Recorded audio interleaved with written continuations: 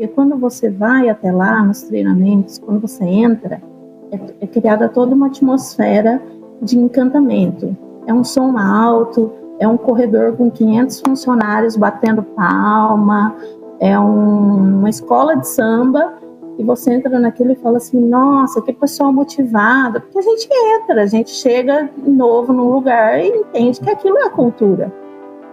E daí você começa a ver que os discursos não batem, assim, conforme você vai questionando o funcionário quase te pede desculpa, fala assim, eu não posso fazer nada, infelizmente é isso. Fala galera, hoje o assunto é chocolate.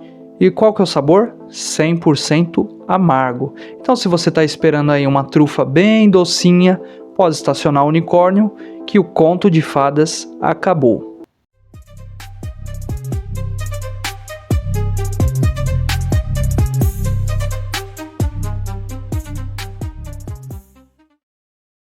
A treta é a seguinte, uma ex-franqueada da Cacau Show resolveu abrir o jogo e expor os podres da empresa.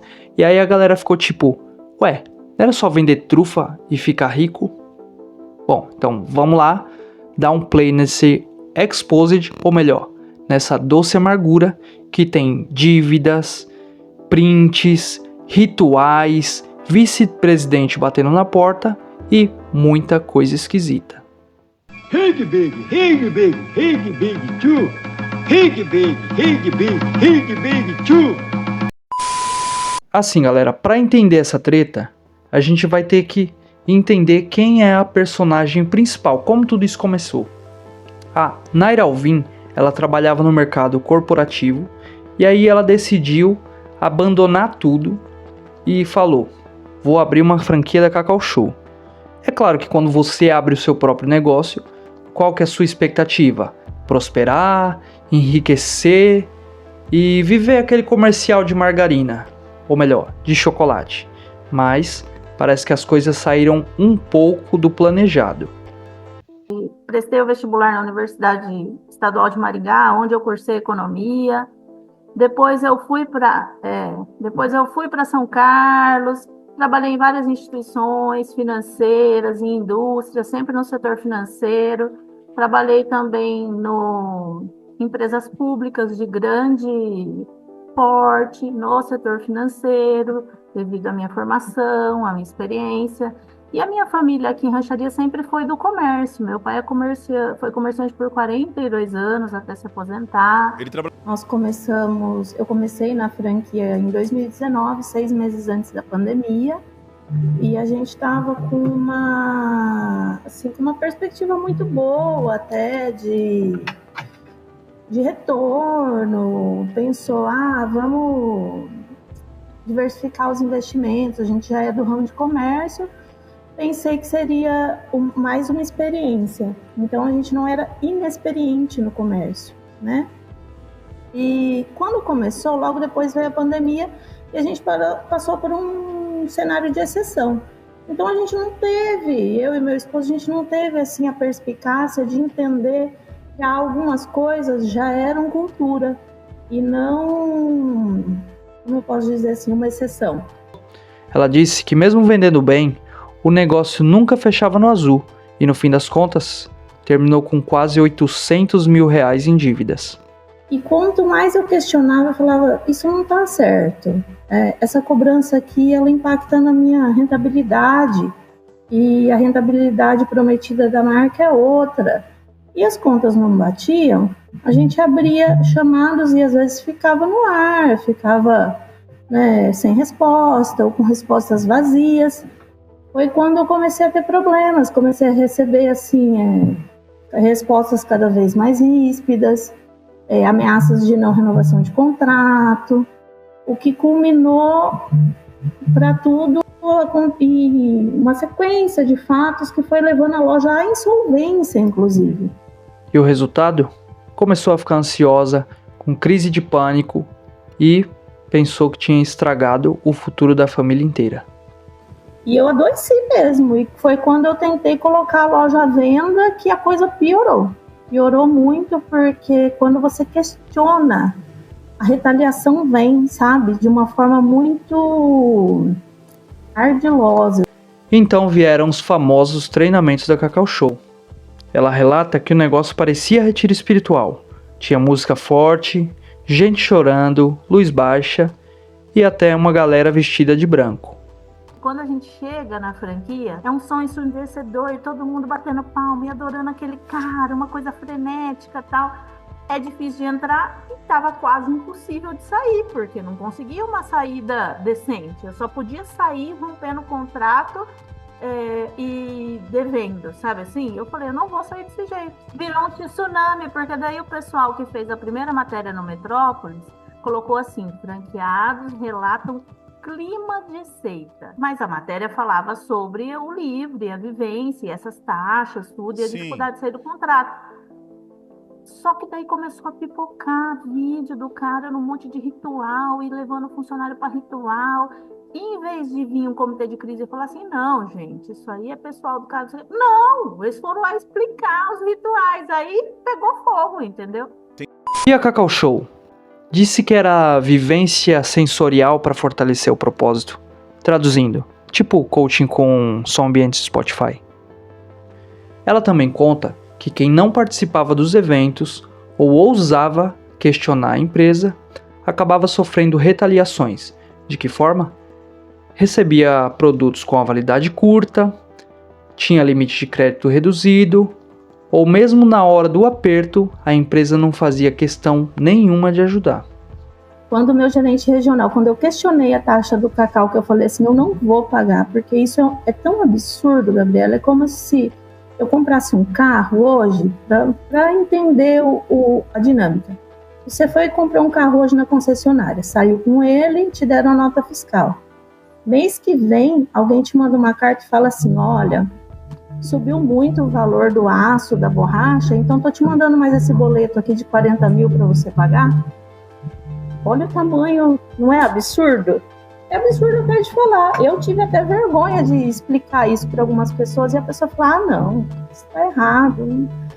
Porque é meio inacreditável, tá no campo do inacreditável esse tipo de cobrança. Depois que a gente montou a associação em 2024, logo depois dessa cobrança da taxa do cacau, a associação começou a receber diversos relatos, sabe, Gabriela, de franqueados, assim, esmagados. A pessoa acabou de abrir a loja, está toda feliz e recebe produto com prazo de validade com menos de 30 dias, recebe 10 caixas do mesmo produto que é de baixo giro e não recebe aquele produto que é o mais desejado. E quem vai na loja nunca pensa que é centralizado esse problema, sempre pensa que o problema é daquela loja e personifica no franqueado ou no atendente o problema, entendeu? Então, galera, a treta foi subindo tanto que o vice-presidente da empresa, o Túlio Freitas, acabou indo visitar a loja dela. Visitar. Quando veio à tona a escrita do livro, o perfil, tudo, que até o diretor da fábrica veio aqui na minha casa falar que, tipo, dá um cala-boca, vem aqui, o que você quer para isso parar, etc. Eu falei assim, cara, eu tô falando da minha vida, eu não tô falando de vocês. Mas, já que você quer falar de vocês, vamos falar de vocês. Eu falei assim, eu quero pagar só o que eu devo de verdade. Mas de que valor que você está falando? Eu falei assim, não é valor, não é 100 mil, não é 200 mil. O que eu tô te falando é, essas taxas que vocês ficaram cobrando, incluindo boleto para mim durante um ano que você não me mandou produto, porque lembra que eles mandaram o último carregamento de produto lá em abril de 24. Vocês não me mandaram produto o ano inteiro e vocês incluíram 120 mil reais de taxa. De promoção, de um monte de coisa que você não estava nem operando mais. Exato, de mídia, de marketing. Sendo que você não estava operando mais. Taxa do cacau, tudo. Você é louco, meu. Fico imaginando essa treta aqui. Negócio totalmente bizarro. Parece até cena de filme. Então, galera, pelo que ela fala, depois de tanta dor de cabeça, ela já estava tentando vender a loja, passar a loja para outra pessoa e quitar a dívida e sair limpa dessa história. Notifiquei que eu iria fechar no dia 30 de janeiro. Foi quando apareceu esse último comprador. Eu falei, não é possível. Falei, mas o senhor tem certeza? Sentei, expliquei os motivos que eu estava saindo, que eu não concordava com umas taxas, que eu já tinha rompido a minha ligação, boa convivência com o franqueador, tudo. Mas ele veio de uma cidade de fora, com um projeto de vida, de morar aqui e tal. E ele queria essa loja, porque ele queria, porque ele queria, porque era muito legal, etc, etc. Falei assim, bom, você é uma pessoa que também é do comércio, você sabe o que você está fazendo, ok. Eu estou pedindo só o valor da avaliação da loja. Para você ter ideia, a avaliação que a franqueadora faz, Ricardo, ela foi assim, ó, eu gastei 320 mil para montar a loja. Ela avaliou por 207. Então, 207, tipo, eu ia estancar a sangria e ia tirar uma parte do prejuízo e boa. Entendeu? Vambora. É isso aí. Então, galera, qual que é o resultado disso aí? Ela acabou ficando sem a loja e com uma dívida quase milionária. E foi então que ela decidiu abrir uma página lá no Instagram chamado Doce Amargura e começou a expor tudo.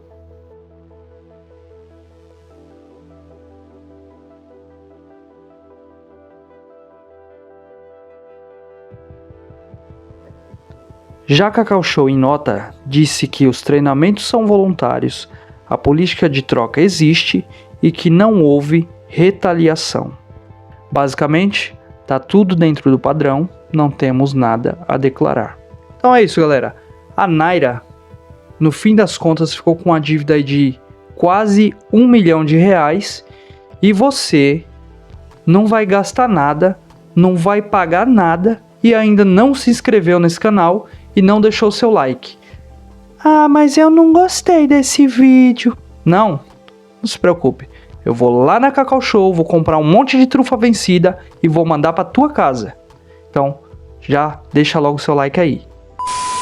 Então, galera, se você, assim como eu, achava que franquia era uma coisa doce, maravilhosa, cuidado, às vezes eles podem trocar o açúcar pelo sal. E aí, o que você acha? A Naira tá exagerando? Ou é só mais um caso de vende tudo, me ferrei? Se você assistiu esse vídeo até o final, comenta aí embaixo, trufa de chorume. Muito obrigado por assistir e até o próximo vídeo, é nóis!